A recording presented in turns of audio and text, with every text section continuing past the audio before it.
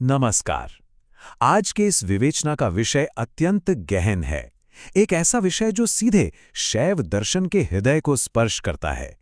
हम समझने का प्रयास करेंगे मलत्रय की उस अवधारणा को, यानी वो तीन अशुद्धियां जिन्हें आत्मा के बंधन का मूल कारण माना गया है। तो चलिए विवेचना का आरंभ इस सबसे मौलिक प्रश्न से करते हैं। शास्त्र कहते हैं कि आत्मा शिव स्वरूप है, पूर्ण, स्वतंत्र, सर्वशक्तिमान। यदि ऐसा है तो फिर वो कौन सी विवशता है कि वही आत्मा इस संसार में स्वयं को सीमित, अपूर्ण और बंधन में अनुभव करती है? ये एक ऐसा गूढ़ रहस्य है जिसका समाधान हमें शैव दर्शन में मिलता है। इस गहन विषय को समझने के लिए हम एक क्रम का अनुसरण करेंगे। सबसे पहले आत्मा के बंधन की बात करेंगे, फिर उन तीन मलों आणव, माह्य और कार्म के स्वरूप को जानेंगे और अंत में देखेंगे कि इनसे परे होकर मोक्ष की दिशा क्या है। तो हमारा पहला बिंदु है आत्मा का बंधन। देखिए, ये समझना आवश्यक है कि यह बंधन लोहे की कोई जंजीर नहीं है जो बाहर से डाली गई हो। नहीं, ये बंधन तो भीतर है। अपने ही वास्तविक स्वरूप को भूल जाना, अपने शिव स्वरूप का विस्मरण, ये एक तरह की आध्यात्मिक विस्मृति है। और इसी विस्मृति को, इसी अनभिज्ञता को शैव दर्शन एक विशिष्ट नाम देता है, अज्ञान। पर ध्यान रहे, ये ज्ञान या सूचना की कमी वाला ज्ञान नहीं है। ये तो अपने यथार्थ स्वरूप को न जानने वाला अज्ञान है। और इसी तात्विक अज्ञान को कश्मीर शैव दर्शन में मल कहा गया है। मल यानी एक ऐसी अशुद्धि जो आत्मा की स्वाभाविक शुद्धता को ढक देती है।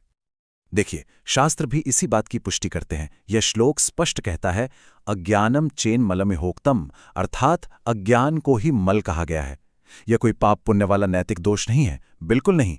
यह तो चेतना की एक ऐसी स्थिति है जो आत्मा को अपने ही असीम वैभव से अनजान बनाए रखती है।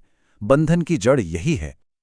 अच्छा, तो ये जो अज्ञान रूपी मल है, ये कोई एक अकेली वस्तु नहीं है।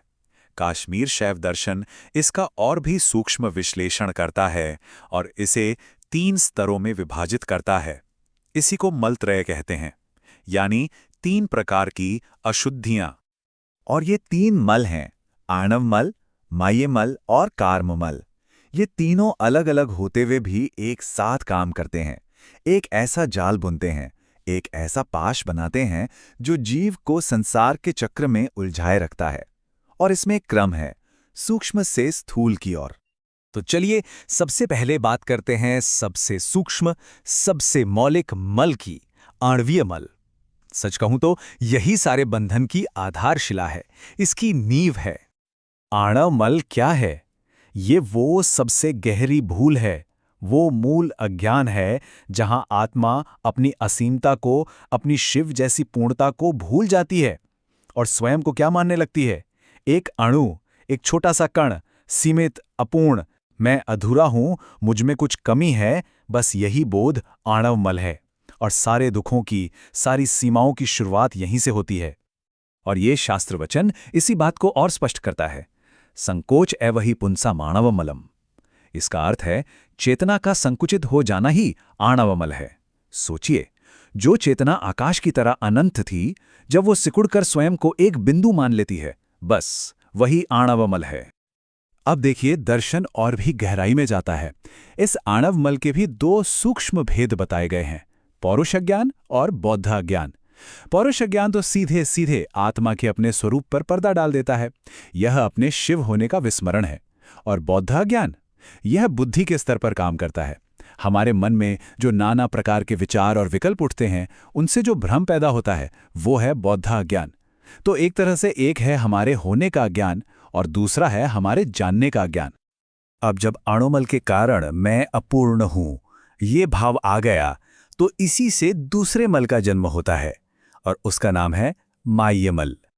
तो ये माह्यमल क्या करता है? यह भेद बुद्धि पैदा करता है, द्वैत का भाव। क्योंकि जब आत्मा ने स्वयं को अधूरा मान लिया, तो जाहिर है वो अपनी पूर्णता कहीं बाहर ढूंढेगी। और बस यही से मैं और दूसरा, ये मेरा और ये पराया, ये सारा भेदभाव शुरू हो जाता है। यही माह्यमल का कार्य है। और ये सूत्र देखिए कितना सटीक है, भिन्न वेद्य प्रथा माह्यमलम। इसका सीधा सा अर्थ है, जब हमें जानने योग्य पदार्थ भिन्न भिन्न प्रतीत होने लगें, वही माह्यमल है। जब ये जगत एक अखंड शिव सत्ता न दिखकर अलग अलग टुकड़ों में बटी हुई वस्तुओं का एक ढेर जैसा दिखने लगे, तो समझ लीजिए कि माय्यम मल अपना काम कर रहा है। तो आर्णव मल से अपूर्णता आई, माय्यम मल से भेद बुद्धि आई। और अब आता है तीसरा और सबसे स्थूल मल, कार्म मल। यह पहले दो मलों का ही एक स्वाभाविक परिणाम है। यही हमें स्थूल रूप से संसार में बांधता है। अब देखिए, होता क्या है, जब आत्मा स्वयं को अपूर्ण और दूसरों से अलग समझती है तो वो कर्म करने के लिए विवश हो जाती है। क्यों? क्योंकि उसे कुछ पाना है, किसी चीज से बचना है। और इन्हीं अच्छे बुरे कर्मों और उनके फलों से जो संस्कार इकट्ठा होते चले जाते हैं, बस वही कार्ममल है। और यही मल है जो हमें सुख, दुख और जन्म मरण के अनंत चक्र में घुमाता रहता है।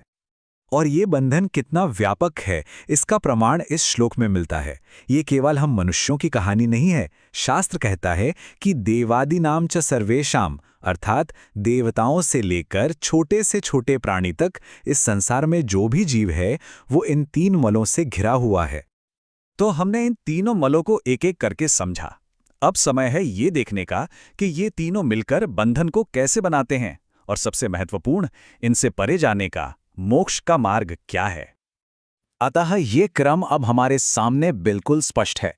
सबसे पहले आता है आणमल, जो कहता है मैं अपूर्ण हूं। इस अपूर्णता को भरने के लिए आता है माय्यमल, जो जगत में भेद पैदा करता है। और फिर उस भेदभाव के आधार पर हम जो कर्म करते हैं उनके फलों से हमें जकड़ लेता है कार्ममल। ये है बंधन की पूरी प्रक्रिया। तो मुक्ति का मार्ग क्या होगा? ठीक इसके विपरीत। ये जो वचन है, असंसरण सोपान पद्धतयो दृढ़ीकृतः, ये इसी ओर संकेत करता है। असंसरण यानी संसार से बाहर निकलना। और उसकी सीढ़ी का पहला पायदान क्या है? कर्म मल का त्याग। कर्म और उसके फल के प्रति आसक्ति को छोड़ना। संसार के चक्र से बाहर निकलने की दिशा में ये पहला और सबसे निर्णायक पग है। और अंततः निष्कर्ष क्या है? इन तीनों मलों के स्वरूप को ठीक ठीक जान लेना, ये कोई केवल दिमागी कसरत नहीं है। नहीं, ये तो इनसे मुक्त होने की यात्रा का पहला और सबसे आवश्यक चरण है। क्योंकि जब तक हम बंधन के कारण को ही नहीं समझेंगे, तब तक उससे मुक्त कैसे होंगे? और जब ये समझ आ जाती है, तब अपने भूले हुए शिव स्वरूप की पुनः पहचान होती है। इसी को शास्त्र प्रत्यभिज्ञा कहते हैं। और यही वास्तविक मोक्ष है। तो आज की इस विवेचना को हम यहीं समाप्त करते हैं, परंतु एक गहन प्रश्न के साथ। विचार कीजिएगा कि ज्ञान का वास्तविक अर्थ क्या है? क्या ये केवल कुछ सूचनाओं का संग्रह है, या फिर ये एक ऐसा बोध है जो हमारे पूरे अस्तित्व का, हमारे होने के ढंग का ही रूपांतरण कर देता है?